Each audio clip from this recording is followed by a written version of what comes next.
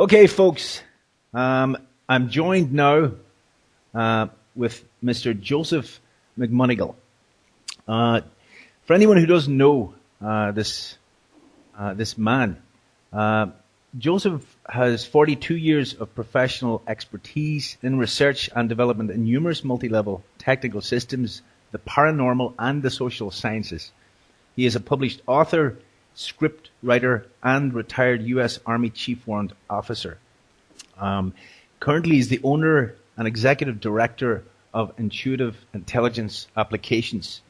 As a consultant to the Stanford Research Institute International and Science Applications International Corporations from 1984 through 1995, he participated in protocol design, statistical information collection, R&D evaluations, as well as thousands of remote viewing trials in support of both experimental research as well as active intelligence operations for what is now known as Project Stargate. That is just some of your phenomenal CV. Joseph, thank you for joining us here at the Irish Side of the Moon. I'm glad to join you, Gabriel. What's the weather like where you are? It's raining right now, and it's a little bit chilly. It's about 40 degrees Fahrenheit. Okay, a little nippy. Yeah, the leaves are changing, and it's a typical fall day. Okay. I see here, now I've read one of your books, Remote Viewing Secrets. I got it must be about a year ago. I bought it in conjunction with a couple of other books. And I've been going over and over. You have authored Mind Trek, The Ultimate Time Machine, Remote Viewing Secrets, as I mentioned, the Stargate Chronicles. And one of the guys here in the team is an avid TV head. He writes scripts himself and does. Uh-huh. He thought The Dead Zone, The Hunt, was probably one of the best. And thank you. He wanted me to tell you that. Okay. Oh, that's great. Yeah, I've had a number of comments on that, and they said they liked it because it seemed to be faster moving than some of the other programs on Dead Zone. Okay. I have yet to watch it, but Michael here has a copy, so he's going to treat me to it. So that's great. Look forward to that. Okay. Joseph, for anyone who doesn't know out there what remote viewing is, what really is remote viewing as opposed to other psychic functioning? It's basically psychic functioning, but only within a very specific scientific protocol. That protocol was designed by Stanford Research Institute International, a lab there, and what it basically does is it requires the remote viewer or the psychic to be completely blind to the target or the issue that they're targeting, and anyone else in the room with the remote viewer must also be totally blind to the issue that they're covering. Okay, so a pretty stringent protocol and scientific method, experimental procedure, in other words. Yes, it's designed around an experimental application, but it also can be used in an applied way. Okay, and that was the SRI 1972-ish. Ingo Swann, Hal Puthoff, they started sort of put that together, and then you came on board. Yes. When did you come on board then, and how did that happen? In the mid-1970s, the U.S. Army intelligence received some information that implied that the Russians and perhaps some other countries were using psychics to collect intelligence. And we had, of course, no way of knowing the accuracy of that methodology of collection. So an idea was brought about where we would attempt to use our own intelligence officers and train them to be psychic or find some that were psychic and use them against things we knew, our own our own targets of interest within America, and then do an independent evaluation of the results, and that would tell us something about how accurate the Russians and the Chinese might be.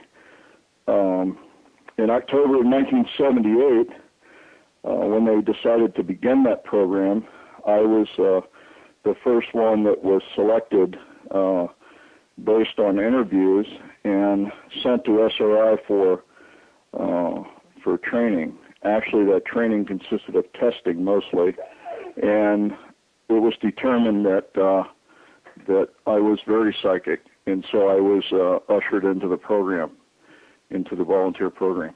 Okay, two questions spring to mind. The first one, what was the procedure, or what was the vetting procedure to first get you to the place where they would then test you? Did they just sort of randomly pick people, or was there something that they were looking for?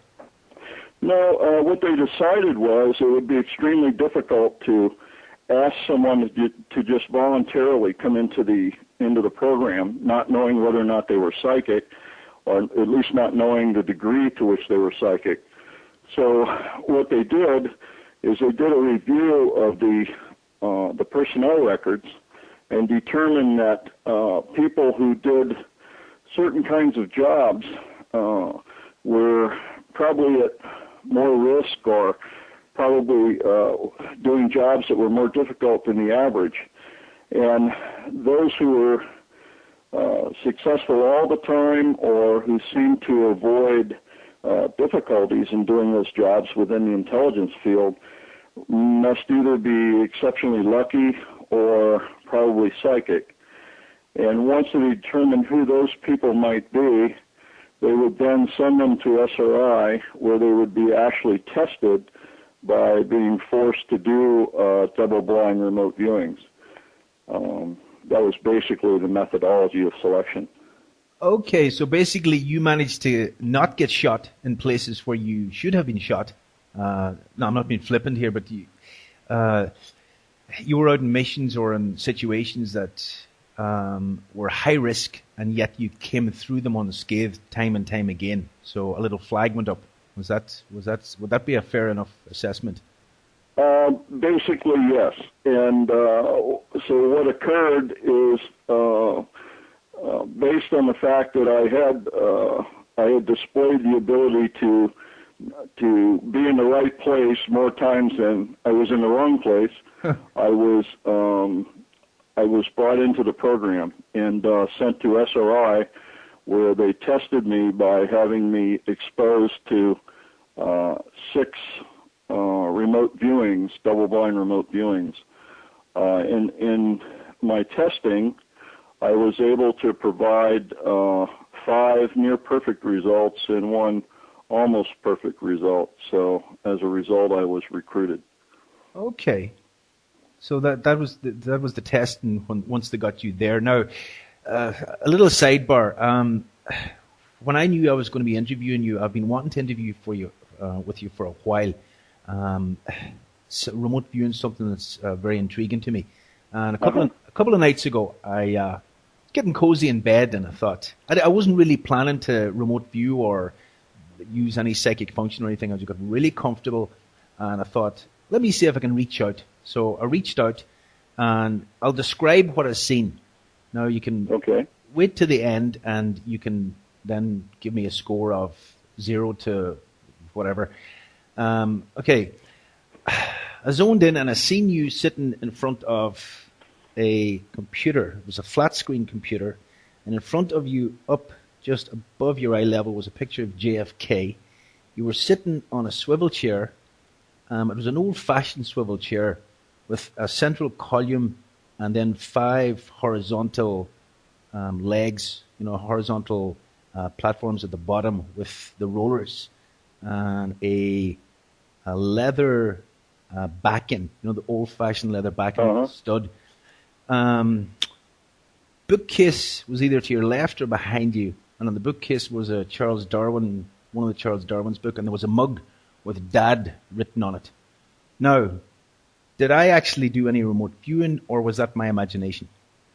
I think that was predominantly your imagination.